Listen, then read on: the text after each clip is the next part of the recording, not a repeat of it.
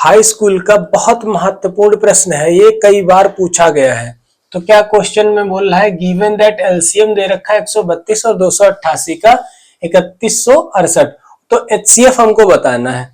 अगर एलसीएम दे रखा है तो एचसीएफ पूछ सकता है, अगर एचसीएफ दे रखा है तो एलसीएम पूछ सकता है। ठीक है, तो इसका क्या फार्मूला होता है कि एचसीएफ बराबर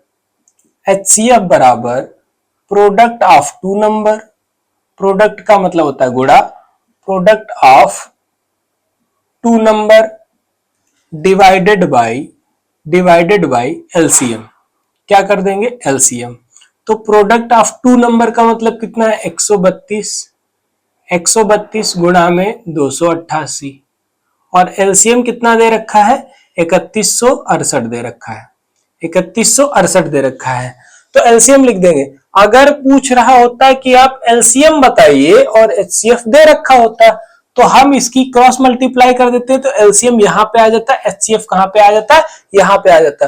तो इस तरीके के प्रश्न भी ये कई बार पूछा गया है ये सवाल। ठीक है, अब इसको हम सॉल्व कर लेंगे। ठीक है, सॉल्व कर लेते हैं। तो सॉल्व 2 से काटेंगे तो 2 एकम 2 और 2 पंची 10, 2 अट्ठी 16 और 2 चौको 8। अब उसी प्रकार इसको 2 से काट लेंगे या इसको काट लेते हैं। 2 एकम 2, 2 चौक 8 और 2 चौक 8। तो हमारे पास क्या बच जाएगा, 132 गुणा में 144 डिवाइडेड बाई 1584। अभी भी ये 2 से कट जाएगा, तो 2 से और काट के देख लेते हैं। तो 2 सत्ती 14 और 2 नवा 18 और 2 दूनी 4, 2 सत्ती 14 और 2 दूनी 4। अभी भी काट लेंगे तो चाहे यहीं पे काट लीजिए। 2 तिया 6, 2 नवा 18 और 2 छक्की 12, 2 तिया 6 और 2 छक्की 12। तो हम यहाँ पे क्या लिख सकते हैं, 132 गुणा में 36 बटे 396।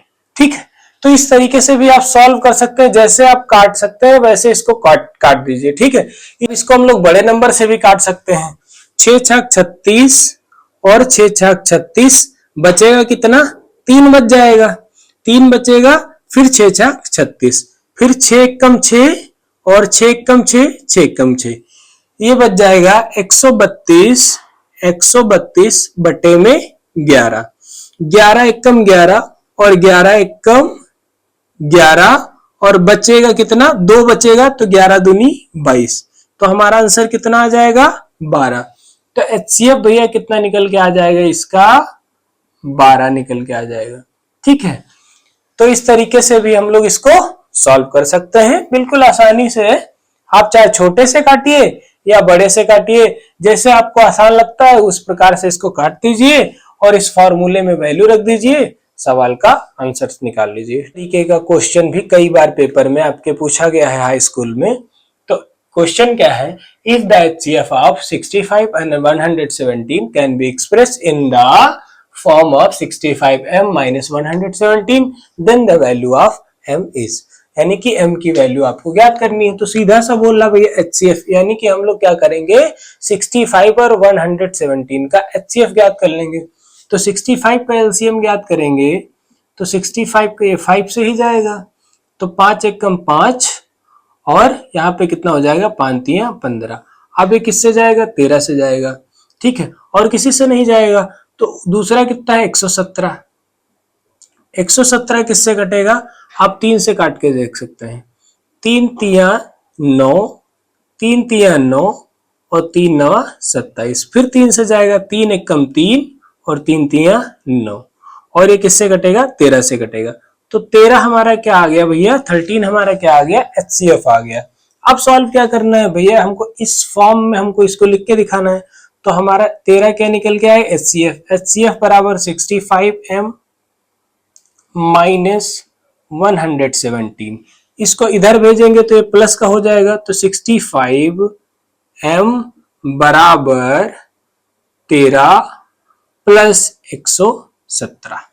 इसको जोड़ दीजिए, 7 3 10 का 0 हासिल है, 1 1 2 कितना हो जाएगा, 3 और यहाँ पे 130, और ये हमारा कितना दे रखा था, 65m।